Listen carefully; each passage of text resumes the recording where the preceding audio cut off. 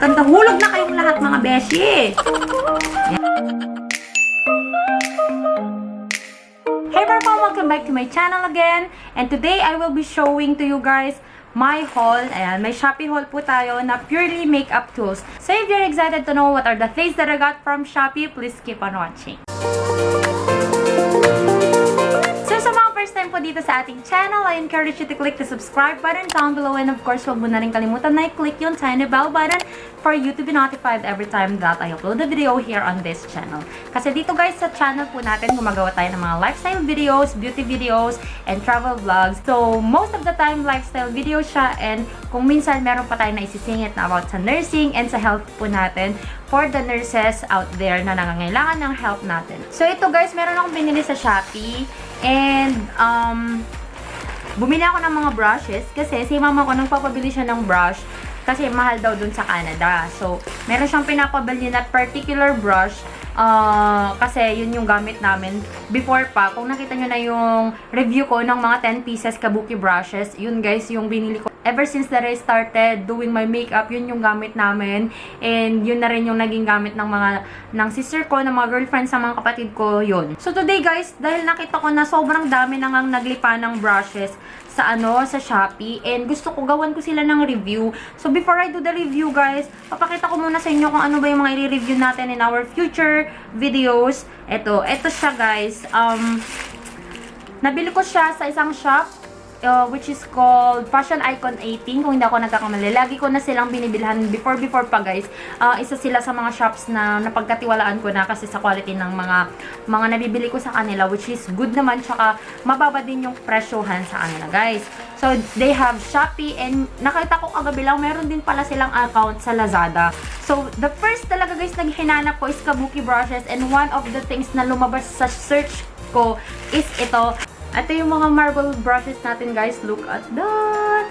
Pero, yun nga lang, hindi ko itutuloy na ipapadala to kay mama ko. Kasi, iba yung mga brushes niya guys. 10 din naman to eh. 1, 2, 3, 4, 5. Tapos 5 din yung maliliit. 1, 2, 3, 4, 5. Dalawa pa man din yung binili ko guys.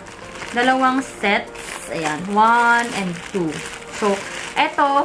Nung tinignan ko kagabi, this is far from the kabuki brushes that we used to use. Ayan. So, ang gusto ko man din ni mama ko, kailangan daw niya yung pang foundation brush. So, tinignan ko yung pang foundation brush dito. Hindi siya yung kabuki brush na pang foundation brush. This is a different brush. Parang ito guys, parang yung pang highlighter na ginagamit ko. Ito, pwede siya actually na pang foundation, liquid foundation. Pero hindi kasi ito yung ginagamit ni mama ko kasi flat lang siyang ganyan. Or kung gusto naman niya yung parang flat brush, masyado naman siyang maliit for the flat brush. Ayan. Ayan siya guys. So, hindi ko to itutuloy na ibibigay kay mama ko. Probably, I will keep one for myself, and the other one, I will give it away na lang. So, dalawa po yung binili natin na brushes.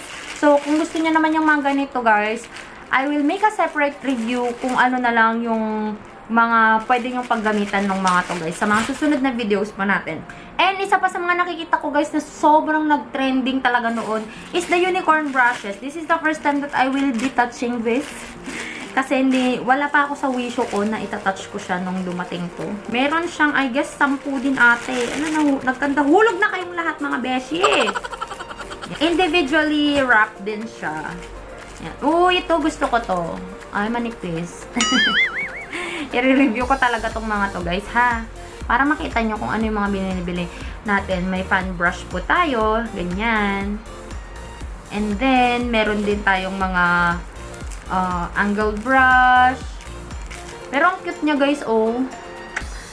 Ang cute niya. Parang maganda siyang pang pictorial. This is a little bit lighter. Parang may hint of purple siya. Tas gold yung ganito niya. So, pwede din naman siya gamitin. So, gagawan ko din to guys ng review. They have 1, 2, 3, 4. 4 na malalaking brushes. Pang 5 yung fan brush.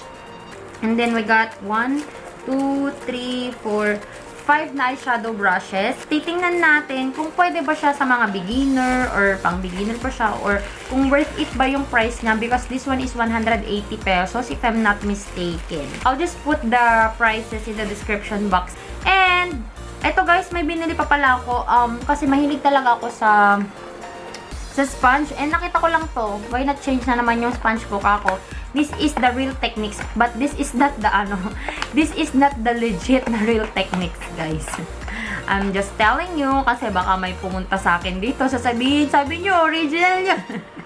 This is not the legit na Real Techniques. Pero okay na din. Pang ano lang naman, pang foundation ko lang naman siya sa mga times na wala akong gagamitin. Ayan. So, gusto nyo pa ba? Gawan ko siya ng review or gamitin na lang natin siya sa mga makeup sash natin. Ayan. This one is only 40 pesos, I guess. Sa mga gusto lang naman na nagsisimula, okay naman na sa akin yan. I'm not very particular into tools na sobrang yung kailangan mamahalin yung tools ko. Ako nung nag-aaral pa talaga ako na mag-makeup, ganyan, ayoko talaga na ang i-spend ko is the tools. More on skincare tsaka sa foundation ko talaga ini-invest yung pera ko, guys. And the last thing dito, guys, na ating nabili is this one. Ala, na-excite ako dito, guys. This is the Mermaid. Mermaid, ano siya, oh. Mermaid brushes. We have marble brushes. We have unicorn brushes. We have mermaid brushes. And actually, this is an ombre color. May nakita pa ako na pure white lang siya, pero mas mahal kasi yung pure white, guys. So, binili natin yung mas affordable. Ayan, hindi ko in-expect na ganito siya kakahaba at kakalaki. Ayan. Diba?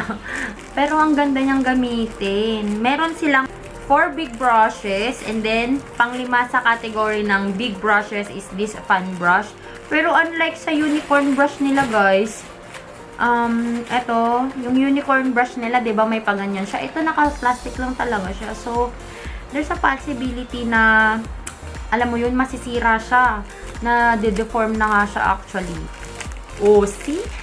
Na-deform na siya, besh. Uy, pero mas makapal to, ha?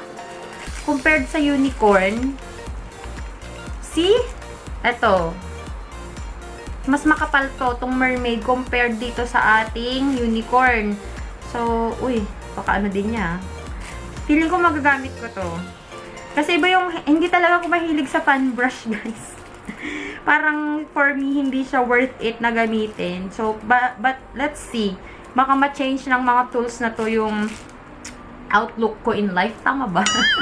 Sa paggagamit ng ating mga fan brush. Doon na po tayo. Masyado tong makapal para sa akin. Anyway, gagawan ko ng review. Basta meron silang 1, 2, 3, 4, 5 na eyeshadow brushes din, guys.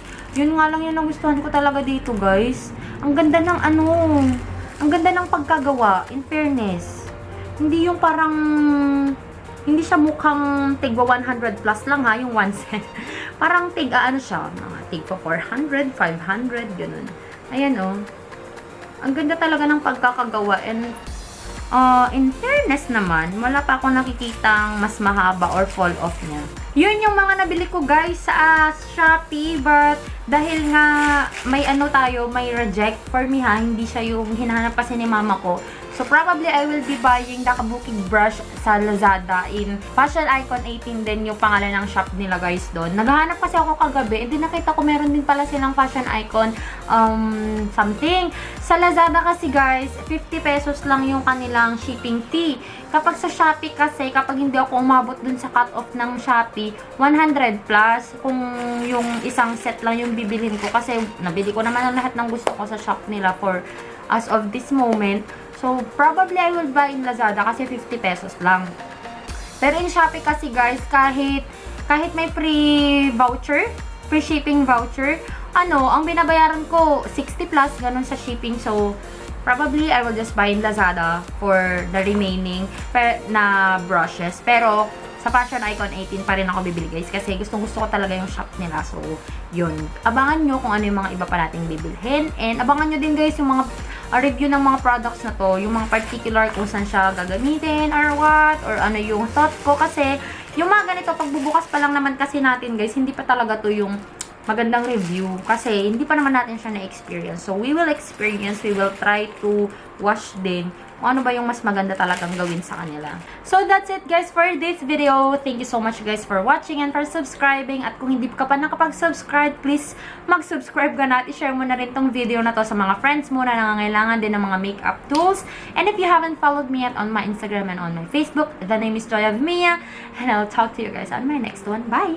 Mwah!